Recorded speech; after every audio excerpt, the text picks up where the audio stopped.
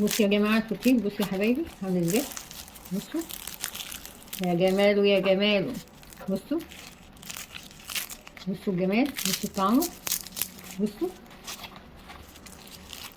بصوا الفطير يتاكل حاف كده. كده انا احط فيه شوكولاته، واللي عايز ياكله بالعسل ياكله بفطير بجبنه قديمه. ويلا اعملوا الفطير كده وجربوا ومش هتندموا. السلام عليكم ورحمه الله وبركاته. النهارده باذن الله هنعمل فطيره نفطروا بيها. كده ده الدقيق كده. اللهم صل على سيدنا محمد. اولا ازيكم وحشتوني. الدقيق نخلته، لازم اي دقيق كده تنخلوه ايه عندكم في البيت، جايبينه من بره اي حاجه، لازم ايه عشان تشوفوا ايه، وكمان الهواء يخش جوه الدقيق. كده 3 كوبايات دقيق، وكده معلقه بيكنج باودر كده. بسم الله الرحمن الرحيم. ونحط الماء كده نقلب، كده حبه سكر ونقلبه الدقيق، وبقى الملح بيكنج باودر. الملح حطيته مع الميه ماشي، وكده الدقيق مع البيكنج باودر مع السكر. نحط بقى ايه الدقيق كده عشان نحط الميه.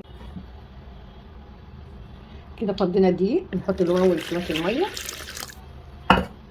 وبعد كده نحط ايه الدقيق. نقلب عشان الدقيق يدوب في الميه. بطرح من ايه الدقيق اللي كان في البوله كده.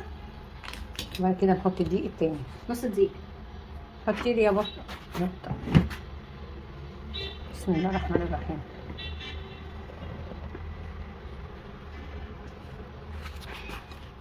كده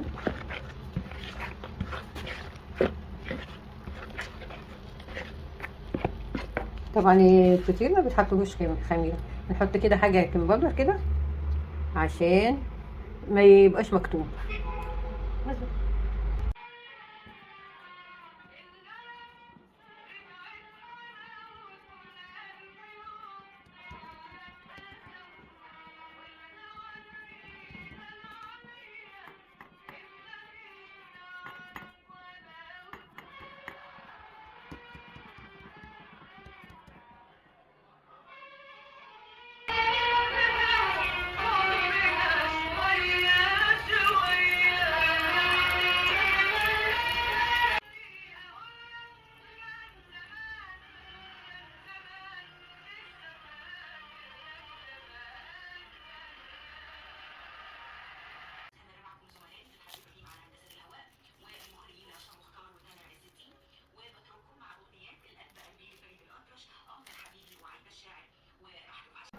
بصوا يا جماعة الفطير، بصوا يا حبايبي عامل ازاي.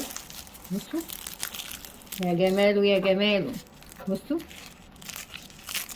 الجمال، بصوا طعمه. بصوا الفطير يتاكل حاف كده. كده انا احط فيه شوكولاته، واللي عايز ياكله بالعسل ياكله بفطير بجبنه قديمه. ويلا اعملوا الفطير كده وجربوا ومش هتندموا.